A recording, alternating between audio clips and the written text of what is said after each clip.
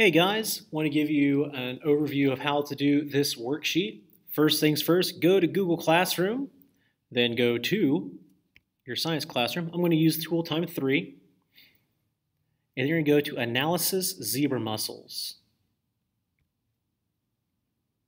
Now once you're in Analysis Zebra Mussels, it's going to have all the stuff. The worksheet for you, of course, is over here. This is the teacher view, but we click on the worksheet. That's the first thing. And you'll notice here is a list of all the options you had for what you were writing your predictions on Friday. Okay, so these are all the different cards that we have from the card sort. We have the abiotic factors, dissolved oxygen, suspended solids, water clarity. Water clarity can also be turbidity, or how much sunlight gets down there, as well as water temperature. So when you're looking at this, you'll see that these names are different because when we go to the website, this is what you'll see. Okay? So this is the sheet that you're filling out at the first part of class. Next, to find the information, you go to Graph the Data. Right? Once this website loads, for me it automatically loads up Kingston. You need to be sure that you're at Kingston and click Chart this location.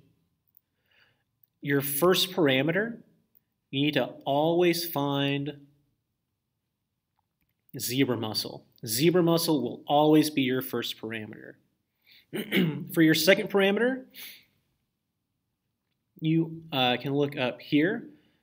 One thing I wanted to be very sure, if you're looking for phytoplankton, it's called chlorophyll A, right? So I'm going to do something that you don't have an option for. It's called bacterial production.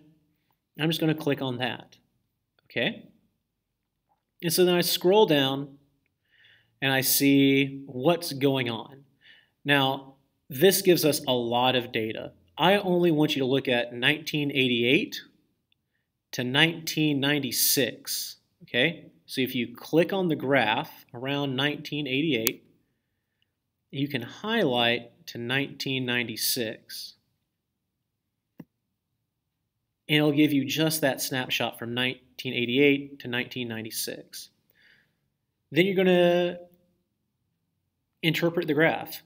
I see it kind of goes up and down, and then as the zebra mussels increased, bacterial production decreased for a little while, but then increased again. So I would go here, find bacterial production, and I would type into the general effect bacterial production increased for how many years? Till about 1994. Or I'm sorry, bacterial production decreased until 1994. Until it started to increase again.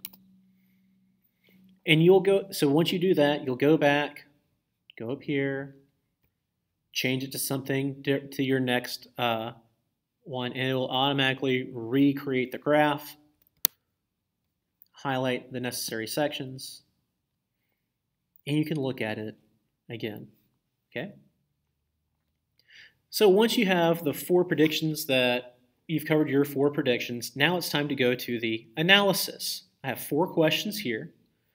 And for your analysis, go back to Google Classroom and click on the article, Zebra Mussels Invade. And then you read the article. Once you've read the article, you can start answering these questions, okay? Now in question number 2, it asks about the predictions that you made, okay? So describe whether this matches up to what you thought it was going to do last week.